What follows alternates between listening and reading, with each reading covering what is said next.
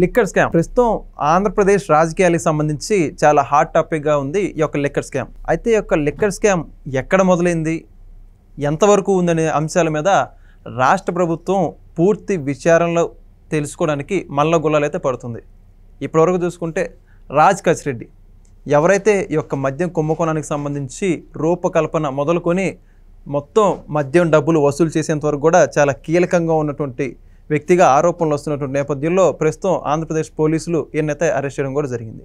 నిన్నటి రోజున ఈయన పిఏ అయినటువంటి దిలీప్ అనే వ్యక్తిని కూడా దుబాయ్ పారిపోతున్నటువంటి సందర్భంలో ఈయన ఫోన్ ట్యాప్ చేసి చెన్నైలో ఆంధ్రప్రదేశ్ పోలీసులు అరెస్ట్ చేసినట్టు అర్థమవుతుంది. ప్రస్తుతానికి ఇదే అంశానికి సంబంధించి పూర్తి వివరాలు తెలుస్తుంది. మనతో ఉన్నారు senior journalist and political analyst Katta Karthik గారు.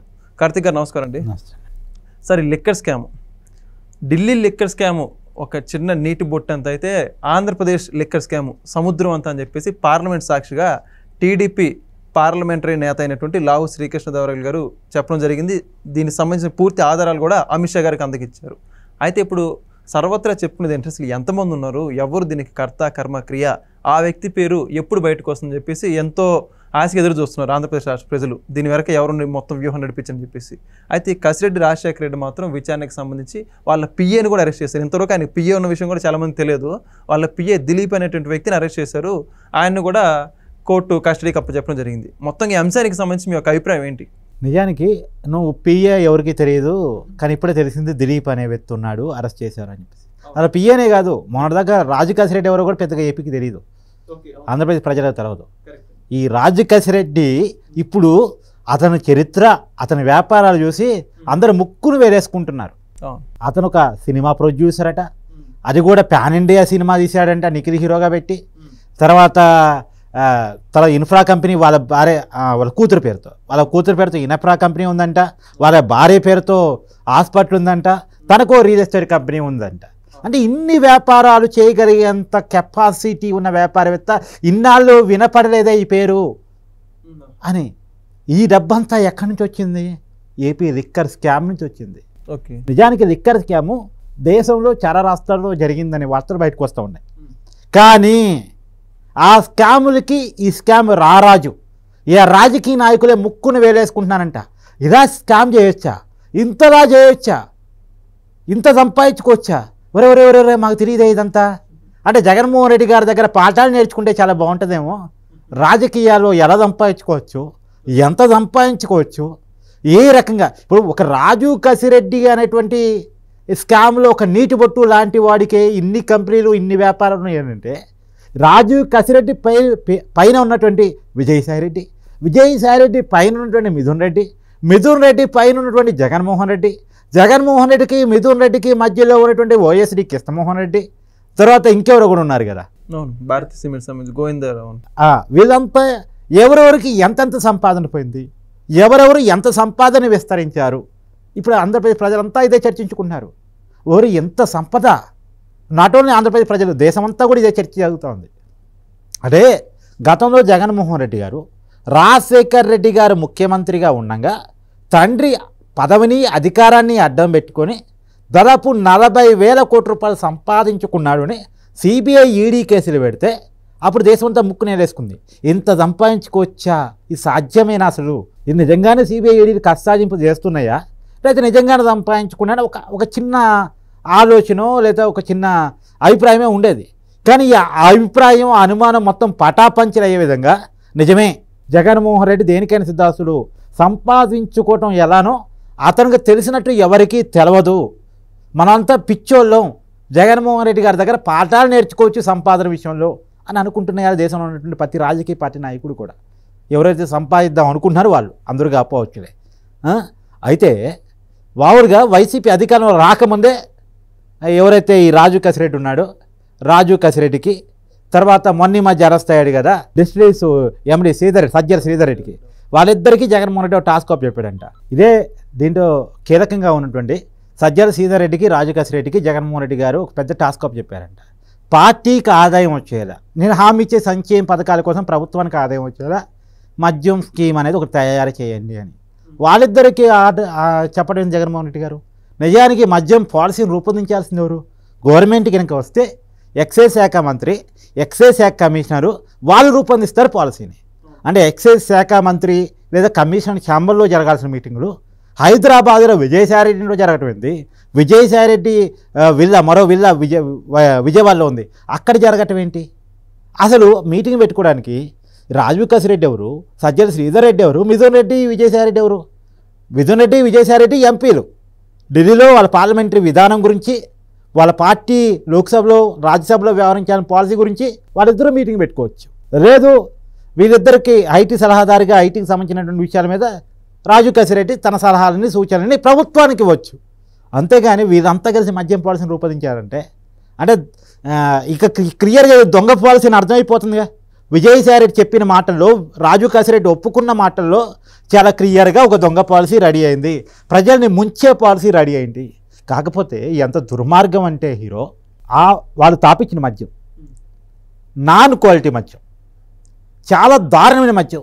ఇప్పటివరకు ఒక అంచనా లెక్క, ఒక సంస్థ ఇచ్చినటువంటి నివేదిక ప్రకారం 30,000 మంది వైసీపీ తాపించిన లిక్కర్ తాగి ఏపీలో చనిపోయారు అని. ఇప్పుడు మీరంతా చూస్తుంది ఇది ఎంత పెద్ద స్కాము, ఎన్ని వేల కోట్లు నొక్కేశారని మాత్రమే చూస్తున్నారు. కానీ జనం ప్రాణాలు పోయాయి. 30,000 మంది ప్రాణాలు ఆంధ్రప్రదేశ్లో మంట కలిసిపోయినాయి. ఈ 30,000 మంది డైరెక్ట్గా చనిపోయిన వాళ్ళు. అనారోగ్య సమస్యలతో ఆ లిక్కర్ తాగటం వల్ల ఇప్పటికీ బాధపడుతున్న వాళ్ళు ఎంతమంది ఉన్నారు? అంటే ఎక్కడా కూడా బ్రాండెడ్ మద్యాన్ని కాకుండా, అంటే నేషనల్ ఇంటర్నేషనల్ బ్రాండెడ్ మద్యాన్ని కాకుండా లోకల్ మద్యాన్ని అమ్మారు, సొంత బ్రాండింగ్ అమ్మారు. అది ఏ కంపెనీలో కూడా గతంలో ఎవరు వినని కంపెనీని అవి మాత్రమే అవైలబిలిటీ. ఎందుకంటే ప్రభుత్వం చేతిలో మద్యం షాపులను తీసుకున్నారు కదా, మద్యపాన నిషేధం చేస్తానని చెప్పేసి పేరు పైకి అలా చెప్పేసి ప్రభుత్వం చేతిలోకి మద్యం షాపులను తీసుకున్నారు కదా, తీసుకొని అన్ క్వాలిటీ మద్యాన్ని అమ్మారు. ఆ బ్రాండ్ ఎవరికి తెలియని బ్రాండ్, అది కూడా మళ్ళీ క్యాష్ అండ్ క్యారీ పద్ధతిలో అమ్మారు. అదొక కుంభకోణం. కేవలం ఛాయ్ తాగడానికి ఫోన్పే 10 రూపాయలు కూడా ఫోన్పే చేసే రోజుల్లో, గూగుల్ పే చేసే రోజుల్లో 100 రూపాయలు పెట్టి కొనుక్కునే మద్యం బాటిల్ అని లేదు, ఫోన్పే లేదు, కార్డ్స్, ఓన్లీ డబ్బు కొట్టు మద్యం పట్టు అని చెప్పి అలా అమ్మేసి పెద్ద ఎత్తున డబ్బులు కూడా పెట్టుకున్నారు. అంటే లెక్కల్లో రాసే మద్యం ఒక రేటు, వీళ్ళు జనానికి అమ్మే మద్యం ఇంకొక రేటు.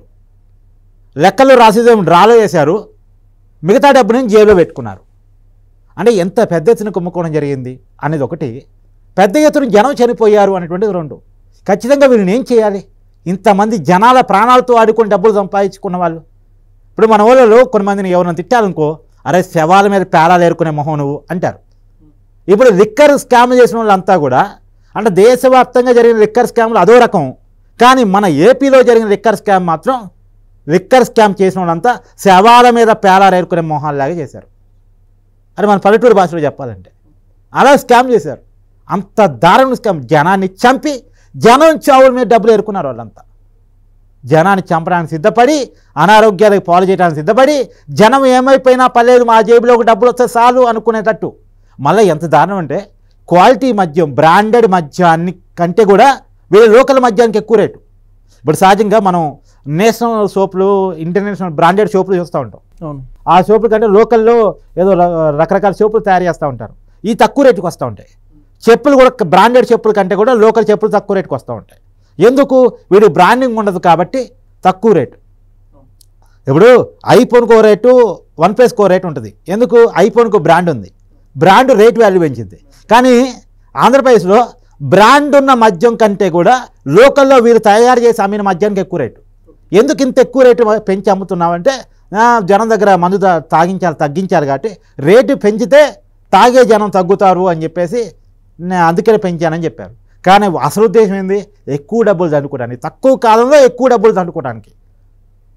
తాగాలనుకున్న నాలుక బిక్కునేవాడు, బలహీనతకు లోనైనవాడు ఆగుతాడా? 10 రూపాయలు ఎక్కువైనా తాగుతాడు. ఇంకా వాళ్ళ బలహీనత అది. అంటే వాళ్ళ బలహీనతను ఆసరాగా తీసుకొని ఎంత పెద్ద ఎత్తున సంపాదించారు అనడానికి ఇవన్నీ ఉదాహరణలు. ఇప్పుడు మీరంతా కూడా రూపాయికి ఒకవైపు ఉన్నటువంటి స్కామ్నే చూస్తున్నారు. అంటే ఏం చూస్తున్నారు మీరంతా? ఇది ప్రతి నెల ప్రతి బ్రాండ్ మీద కమిషన్ వసూలు చేసి, ఆ కమిషన్లని అంటే మొత్తం క్యాష్గా మార్చేసి దేశాలు దాటించారు. ఒక 4,000 కోట్ల రూపాయలు, అదే రావు శ్రీకృష్ణదేవరాయలు పార్లమెంట్లో చెప్పింది. 4,000 కోట్ల రూపాయలు దేశాన్ని దాటింది. ఆఫ్రికాకి 1000 కోట్లు పోయింది, దుబాయ్కో 2,000 కోట్లు పోయింది అని చెప్పారు. అదేగా లెక్కన మీరు చెప్తుంది. కానీ ఆ స్కామ్ మీరు చూస్తున్నారు. అంతకు మించిన స్కామ్ నేను ఒకటి చెప్పనా? ఇప్పుడు సహజంగా మద్యం పాలసీ ఎలా ఉంటుందంటే, హీరో మామూలుగా లిక్కర్ తయారీ సంస్థల నుంచి బెవరేజ్ కార్పొరేషన్కి ఉంటుంది మద్యాన్ని. బెవరేజ్ కార్పొరేషన్ కొని మద్యం షాపులో సప్లై చేస్తాయి. 3 అంచెలుగా ఉంటుంది ఇది. అంటే ఫస్ట్ లిక్కర్ తయారీ సంస్థలు లిక్కర్ని తయారు చేస్తాయి, బ్రాండింగ్ చేస్తాయి. ఆ బ్రాండింగ్ని బెవరేజ్ కార్పొరేషన్కి అమ్మేస్తాయి. బెవరేజ్ కార్పొరేషను మద్యం షాపులో సప్లై చేస్తాయి. అయితే ఇక్కడ ఉన్నటువంటి విషయం ఏంటంటే ఈ బెవరేజ్ కార్పొరేషన్ ఎంత కొనుగోలు చేస్తుంది లిక్కర్ తయారీ సంస్థ నుంచి? ప్రతి 100 రూపాయల బాటిల్ని 16 రూపాయలకే కొనుగోలు చేస్తాయి. మిగతా 84 రూపాయలు ట్యాక్సులే, గవర్నమెంట్ ఆదాయమే. 84 రూపాయలు ట్యాక్సులు ఆదాయం అన్ని రకాలు కలిపేసి మద్యం షాపులో సప్లై చేస్తాయి 100 రూపాయలకి. ఆ 100 రూపాయల మద్యం బాటిల్ని నీకు 101కో 102కో 103కో వాడు ఎంతో రేటు పెంచుకొని అమ్మేస్తాడు నీకు. అంటే గవర్నమెంట్ పర్మిటెడ్లోనే ఎంఆర్పి వేసేసి అమ్మేస్తాడు నీకు, అంతే కదా. కానీ ఇక్కడ ఏం జరిగింది, చాలా మద్యం బాటిల్ కొన్నేమో ఈ ప్రాసెస్ ప్రకారమే కొన్నారు, కొన్నిటిని ఏం చేశారు, ప్రభుత్వం చేతుల్లోనే మద్యం దుకాణాలు ఉన్నాయి కాబట్టి ఈ బెవరేజ్ కార్పొరేషన్ స్కిప్ చేసేసారు. డైరెక్ట్గా వీళ్ళే మద్యం తయారీ సంస్థ నుంచి కొనుగోలు చేశారు. మద్యం షాపులు వాళ్ళే డైరెక్ట్గా కొనుగోలు చేశారు చాలా మద్యాన్ని, అది కూడా వీళ్ళ సొంత మద్యాన్ని కొనుగోలు చేశారు.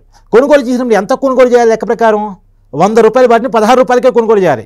కానీ 100 రూపాయల బాటిని 100 రూపాయలకే కొనుగోలు చేశారు. ఓకే.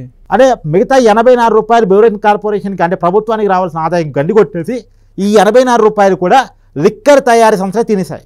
మరి లిక్కర్ తయారీ సంస్థలు ఎవరివి? వైసీపీ నాయకులవి. ఇదే సజ్జల సీతారెడ్డిది, లేదు ఇదే రాజకాశిరెడ్డిది, వీళ్ళయ్యే షాపుల తయారీ సంస్థలన్నీ. అంటే వేల చేతుల్లోకి ఆదాయం పోయింది. ఇది 18,000 కోట్ల రూపాయల ఆదాయం దగ్గరగా ఒక ప్రాథమిక అంచనా, ఓన్లీ ప్రాథమిక అంచనా. నువ్వు అంచనా వేసుకో. 100 రూపాయల మీద 84 రూపాయలు, 1000 రూపాయల మీద 840 రూపాయలు, లక్ష మీద 84,000 రూపాయలు, కోటి మీద 84 లక్షల రూపాయలు. ఇప్పుడు ఇది 100 కోట్ల రూపాయల మధ్యాహ్నం అమ్మారంటున్నారు కదా, ఎంతో నువ్వు లెక్కేసుకో. లక్ష కోట్ల రూపాయల మధ్యాహ్నం అమ్మారంటున్నారు కదా, ఎంతో నువ్వే లెక్కేసుకో, లెక్క అర్థమవుతుంది. అంటే 84,000 కోట్ల రూపాయల స్కామ్ ఇది. అయితే 84,000 కోట్లకే మొత్తం తినపోవచ్చు కానీ అంటే కొన్ని డైరెక్ట్గా బెవరేజ్ కార్పొరేషన్ దగ్గర కొన్న మద్యం కూడా ఉంటుంది కాబట్టి సగానికి సగం వేసుకున్న 40,000 కోట్ల రూపాయల స్కామ్ ఇది. అంటే 40,000 కోట్ల రూపాయలు మద్యం ద్వారా వైసీపీ సంపాదించుకుందా? ఇప్పుడు ఇది ఎంక్వైరీ తేరాలి. 40,000 కోట్లు కనుక సంపాదించుకుంది అన్న విషయాన్ని కనుక ఎంక్వైరీ సంస్థలు తెలిస్తే దేశమంతా భయపడింది. వామ్మో, ఇదే సంపాదించుకోవచ్చా, ఇలా కూడా చేయొచ్చా అని చెప్పేసి దేశమంతా భయపడేంటో స్కామ్ ఇది. కాబట్టి దీన్ని జాగ్రత్తగా ఎంక్వైరీ చేయాల్సిన అవసరం ఉంది. వాస్తవాలు ప్రజల ముందు పెట్టాల్సిన అవసరం ఉంది, ప్రజల ముందే పెట్టాల్సిన అవసరం ఉంది. ఎందుకంటే ఇది ప్రజల కళ్ళ ముందు ప్రజల చేత్తో చేసిన స్కామ్ ఇది, ప్రజలను ఇన్వాల్వ్ చేస్తూ చేసిన స్కామ్ ఇది. ఎందుకంటే వాళ్ళ బలహీనతను ఆసరాగా తీసుకొని వాళ్ళ అనారోగ్యాన్ని వాళ్ళ ఆరోగ్యాలను కూడా పాడు చేస్తూ వాళ్ళని ఇబ్బందులు గురి చేస్తూ అవసరమైతే కొంతమంది చంపేస్తూ చేసిన స్కామ్ ఇది. ఖచ్చితంగా ప్రజలు తెలవాల్సిన అవసరం ఉంది. ఖచ్చితంగా. Thank you. Please subscribe to Leo News for more videos.